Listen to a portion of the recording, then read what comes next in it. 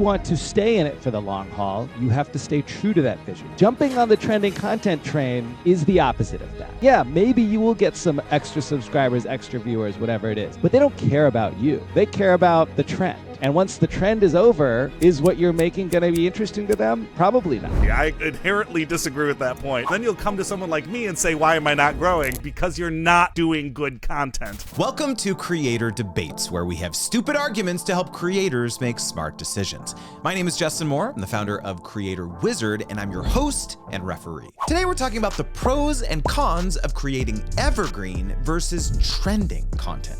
See, I naturally gravitate towards evergreen because as a sponsorship coach, I'm constantly getting asked questions like, how much should I charge for this brand deal, or how to negotiate better? So I make videos and write articles that have a long tail searchability. The idea of building an ever-growing body of work that creators can tap into forever feels like a compounding exercise. But every time I open up social media, I see creators absolutely blowing up, gaining sometimes hundreds of thousands or even millions of followers by tapping into the cultural zeitgeist in a clever or unique way. I get these occasional intense pangs of FOMO, and I just try to film some videos to ride the coattails of a hot topic or a news article, but I don't know, maybe my heart just isn't there. Plus, I have this fear that I'll start spending too much time on social media researching so, I can have my finger on the pulse of what's trending, that I'll just imperceptibly shift from a producer of content to a consumer of it. Honestly, I just don't know what to do, which is why I asked two experts to settle this debate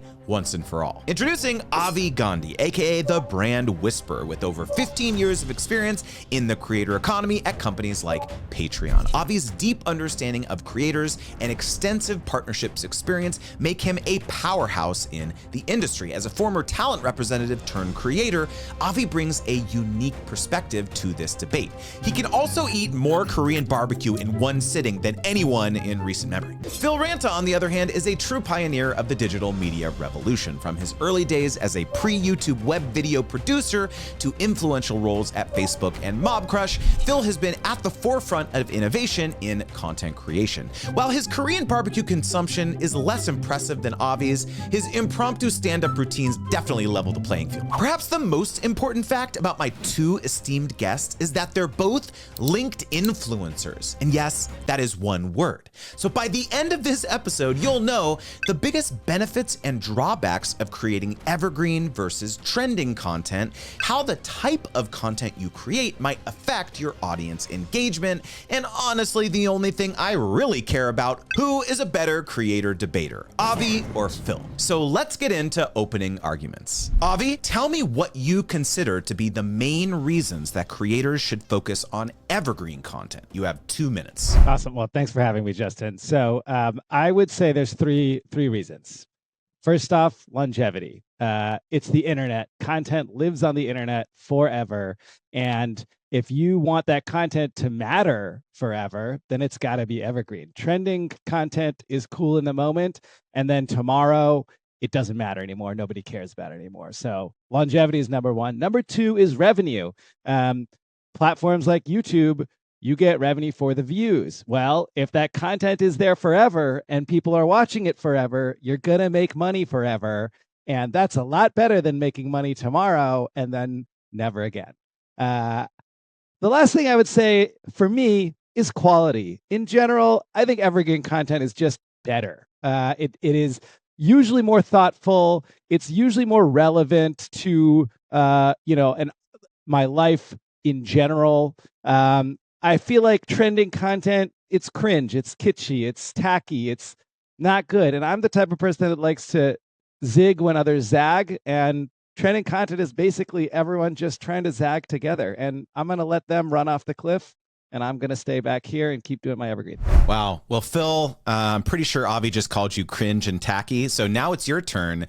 Why does it make more sense to focus on leveraging trending topics? 2 minutes. Justin, thank you so much for having me. And Avi, thank you for having the guts to show up and debate a great master at the creator economy. Look, I've got no problem with somebody creating content that's so good that it withstands the test of time, right? The Godfather was absolutely a piece of evergreen content, but it was also something that was trending, right? The actors that were trendy, the genre that was trendy, the script styling that was trendy. So it's really about what lens do you view your new content through. So with that in mind, trending content is fantastic because audience naturally churns. So you need to constantly be reaching out to new audience to bring them into your brand. It doesn't have to be cringe in order to be trendy. I inherently disagree with that point. I think that if you have something that feeds into a trend, but you're using it through the lens of your brand, and you're smartly incorporating the trend in a way that you're making still natural content to you, then you can have the best of both worlds, reach out and gather new audience, but still take care of the audience that you have already. Platforms are constantly changing. Algorithms are constantly changing. Evergreen content does not have the recency that a lot of algorithms demand. So that content will keep getting pushed down. And especially with the AI revolution coming right now, a lot of those things that have high search volume, it's going to be commoditized so fast with this garbage, faceless crap that we're about to see spread all across the internet. Evergreen content is going to get buried in the same way that great recipes are now buried on Google search behind huge stories of ads before every single one. If you don't know what I'm talking about, try to search a potato casserole on Google right now and click on the first 10 things. Also, right now when you're looking at evergreen content, a lot of it is things that are evergreen, but still evergreen to the moment right now. Like what Justin was saying during the lead-in, things about brand deals. Well, Avi, you and I were both doing brand deals back in 2012. How different is it now than it was then? So even though it's quote-unquote evergreen, as in I ran out of time, I cede the rest of my time to the great I'll give you 30 seconds. Go. Okay, perfect. So although it feels like you're actually creating evergreen content, evergreen is really just about extending the length of time. It never is truly evergreen anymore. There's too many content creators and everything's moving too fast, and the people who are really tapping into search volume are going to be able to bury all that stuff quite quickly. All right. Very interesting opening arguments. It's now time to get into round one, which is all about audience engagement. So, Phil, I'm going to go to you first. Why do you think it's easier to engage your audience when you create trending content? Is it more shareable? Maybe it's just easier to get juiced by the algorithm? 2 minutes. I think it's both, right? So it's definitely more shareable because right now people are looking for things that are really a sign of the times, right? News gets shared heavily on things like Facebook, and the best Wednesday Addams meme is getting shared a lot when Wednesday is blowing up, right?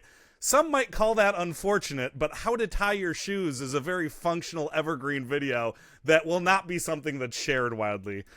Also, like, there's when you're making evergreen content, oftentimes you're not looking through the lens of shareability in the same way, right? Like, it might be like a interesting tidbit of something that people can search for later, but it's seldom that like zeitgeisty poppy like thing that, you know, hits that share button and self-defines what you're going through, right? No offense to your content, Justin. I share it all the time. LinkedIn is a different beast entirely. But yeah, I also think that like a lot of the stuff that you're doing right now on platforms like TikTok have to reach out to that new audience, right? And you're not going to get that new audience without hitting those trends. That's how you get search. That's how you get the FYP. It's just a reality of the platforms as they are right now. You know, one quick anecdote I can share about the shareability stuff is you know, like you said, normally I share sponsorship content, which is quite niche, right? And the amount of times that my content gets shared, especially on a platform like YouTube, is pretty low. Like I almost never will get like tagged on another platform as like, oh, you guys got to watch this video. But I released a YouTube video that's very different than my normal style recently, which is called Why Being a Creator Kind of Sucks. That was the title of the video. And it, I think, kind of tapped into the zeitgeist of like a lot of other, you know, big creators who have recently announced that they're retiring or quitting. And there's this kind of conversation happening right now around this and like, when is the time to like, you know, hang up your saddle kind of thing. And so, and that video has gotten way more shares, like people posting it on Twitter, posting it elsewhere. And so I think I kind of hear what you're saying. I never really thought of that until you just said this, but maybe that adds a little bit of a credence to what you're saying. One very small thing on that. Yeah. If you would have done it in the format of, I'm a creator. Of course I blah, blah, blah, blah. I'm a creator. Of course I would. Like, which is a very of the moment trend. It would have gotten 5 times as many shares. Yeah, that's actually, maybe I'll redo that. I'll do it now in that format. Why not? Right. All right, Avi. So in terms of engagement, do you think that it makes more sense to create evergreen content if you have like kind of a more specific niche? 2 minutes. Well, so I'll answer that, but I want to address something that Phil briefly alluded to and downplayed, which is search. Phil is very much focused on the idea of virality and sharing, and that's important. But that can be driven by the quality of the content, not just whether the content happens to be fitting whatever today's, like, I'm a creator, blah, blah, blah, like format is, right? But search is powerful. Search is something that more creators need to be thinking about, need to be paying attention to. Search is the basis for huge companies with tens of millions of creators using them, like TubeBuddy. Search is the basis for huge companies that have built, huge user bases like Masterclass. And search is the basis for a lot of creators' business. I've interviewed a number of creators over the last year for Creator Logic, where their secret weapon is that they are depending on search and they're optimizing around search. And search really is an evergreen game. The more content you create that is relevant, that people are continuously searching for, the more likely you are going to get organic traffic, and you're not going to have to worry about making something that you don't necessarily like, something that's cringe, just to fit into whatever the trend is, right? And that goes back to the longevity piece as well, because longevity isn't just about the content living there forever. It's about you also feeling good as a creator forever. And if you just have to hop on every single trend that comes along, most people get tired of that. I imagine that's one of the reasons that being a creator sucks, is because you've got to make a bunch of stuff that you don't really like just because it's gonna go viral because it's, or you think it'll go viral because it's what's trending. Evergreen content can generate audience, can generate engagement, can generate value for your audience, and you can do it while making what you like. And I think that's the most powerful thing about it. All right. Well, right at the buzzer. Well, congratulations, gentlemen. That is the end of round 1. So moving on to round 2, let's talk about the future of content creation. Let's go to you now, Avi. Considering where things are moving, maybe with AI, as Phil alluded, or maybe general audience preferences, do you think that making evergreen content will insulate you from all that uncertainty? Like, will people always want to, kind of refer to the tried and true timeless content? 2 minutes. So I think yes. Here's why. What does AI do better than human beings? It moves fast. And so what we're going to see happening is something happens, something's trending, and then a gazillion AI content bots start churning out garbage content related to whatever is trending. And because it's trending, it gets picked up into whatever algorithms there are, distributed across the internet, and drowns out all of the great creators who are trying to hop on that same train. Meanwhile, evergreen content is going to be less competitive with those types of technologies and the people that are using them. Evergreen content will be judged on its quality. And you know what AI is not good at? Making good content. So I think evergreen content is actually the solution to the impending tsunami of AI garbage that is about to flood all of our feeds, because ultimately quality will rise to the top, and evergreen content is going to be the best way to make sure that quality gets out there and gets. All right. Well, Phil, why would anyone want to keep creating trending content when attention spans are getting shorter and shorter? Is the juice going to be worth the squeeze to make something that people only see for 6 hours before it's pushed out of their feeds by the algorithm? 2 minutes. First, I just want to address one thing that Avi said before that. Then I'll jump into that question, I swear to God.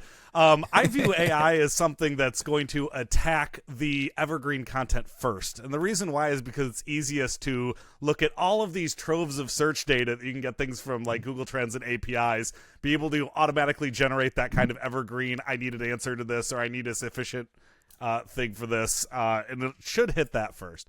So when it comes to the 6-hour trends, don't look at trends as something where it's like the content begins and dies with the trend. People who look at trends that way are doing it wrong.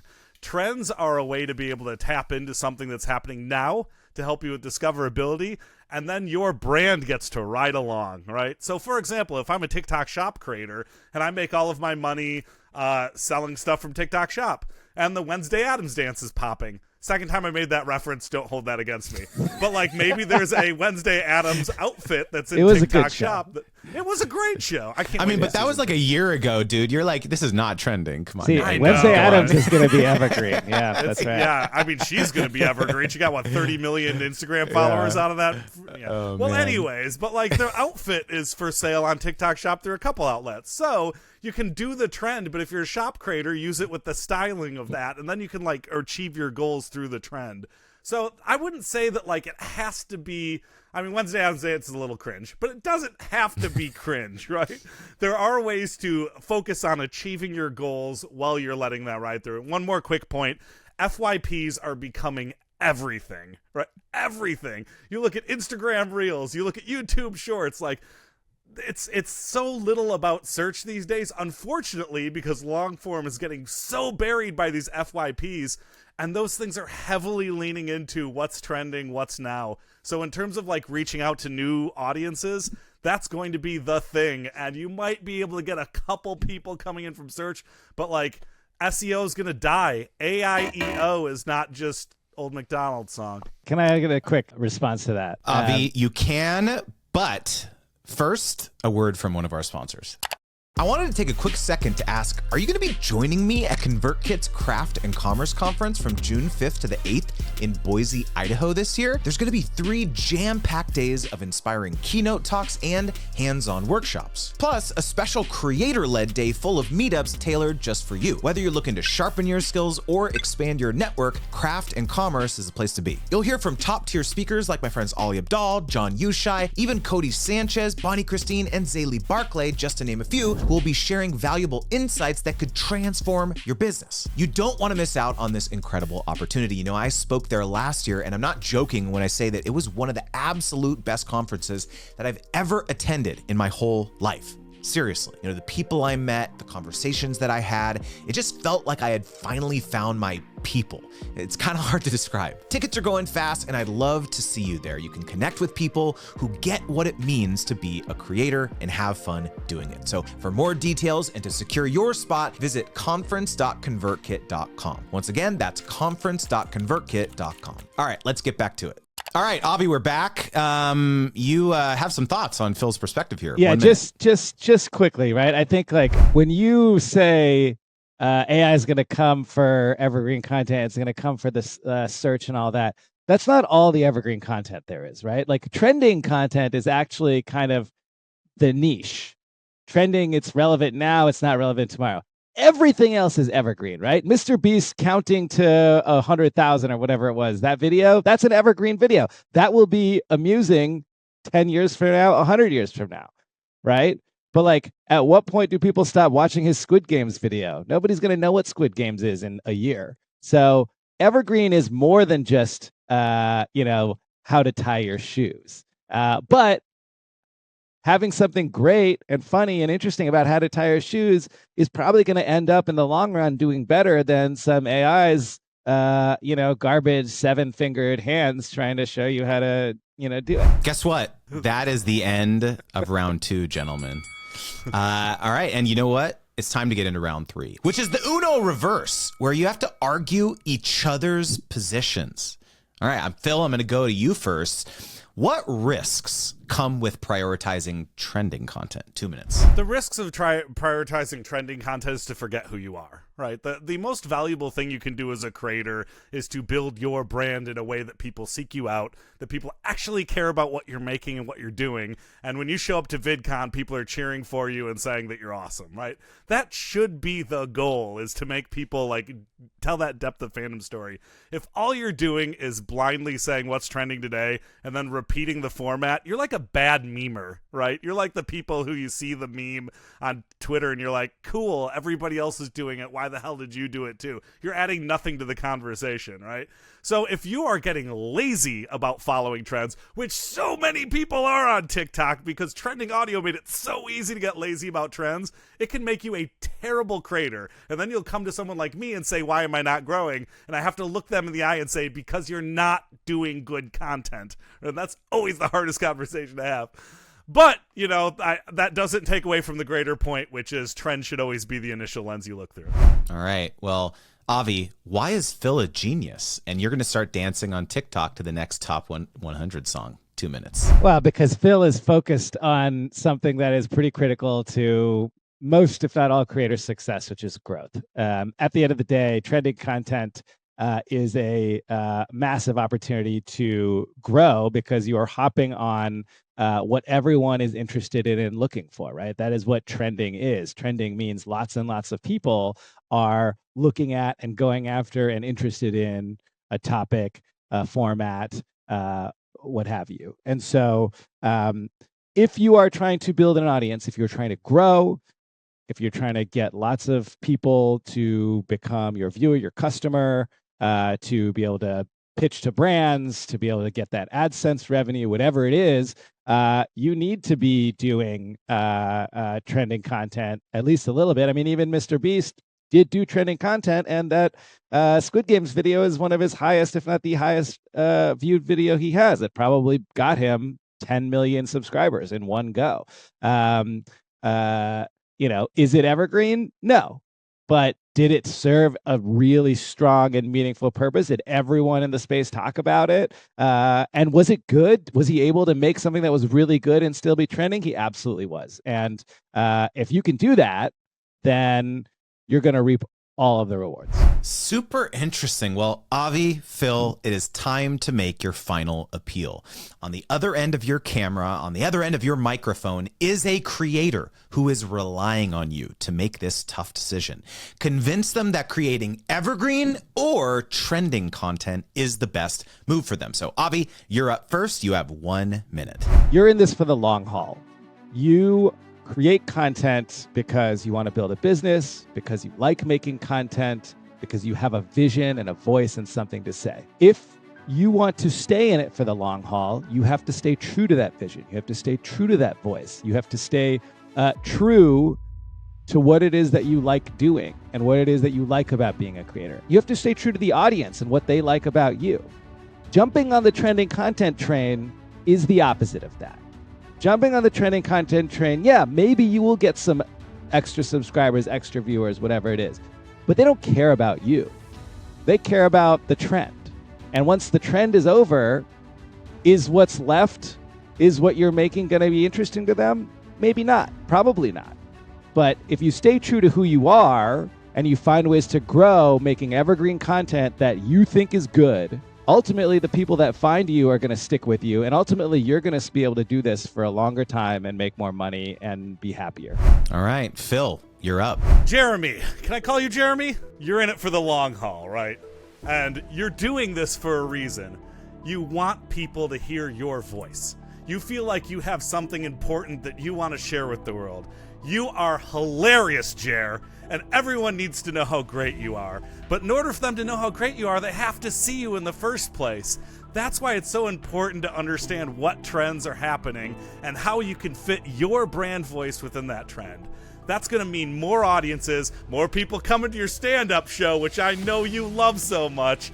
And then we can actually start building your business with new, larger audiences every single time. People are going to realize how brilliant and talented you are, and you're not even on their radar yet. And then we can tour you anywhere from New York City all the way down to St. Paul, Minnesota, and you're going to be selling out theaters, and they're going to go, yeah, sure, I found you because of that Blue Monday back and forth trend dance that's going on TikTok, but you did it funnier than everyone else's. So let's go make money together, Jer. Keep on growing. Well, thank you so much, Phil and Avi. And now you, dear creator, watching and or listening, who won this creator debate? Let us know on social media by tagging @CreatorDebates. Make sure to tag Avi and tag Phil. And so, Phil, hit us with the call to action. Where can people learn more about you, follow you on social media, etc.? Just because I am a good coach doesn't mean that I'm a good practitioner. I am garbage on every platform except for LinkedIn. Go to linkedin.com/IN/Phil Ranta. That's RANTA, like Santa with an R. And you can see all of my musings about the creator economy. Why I love following you, Phil, you've always been such a kind, genuine soul, man. I mean, we've been internet friends for a while, and your takes on the ins and outs of, kind of what the heck is going on in this crazy industry are just so unique, man. And so I am still lobbying VidCon to let you host an open mic night so you can roast these VCs and creator economy companies, all right? And Avi, hit us with your CTA, man. Yeah, I've got three. You can pick which one. You can do all three. This is YouTube, so I gotta plug my YouTube channel. It's new. I got like 20 views per video. Come help me get 21. And that's The Creator Logic. I interview creators about how they run their businesses. Justin's on an episode, I think next week. Well, I guess it depends on when this episode comes out. But Justin is on his episode, so go check that out. I have a newsletter, creatorlogic.com, which takes quotes from those interviews and then puts my point of view and perspective over them as well. So if you're interested in that, creatorlogic.com. And then I'm also on LinkedIn, linkedin.com/in/Avi Gandhi, AVIGANDHI, where I talk about the business of creators. Why I love following you, Avi.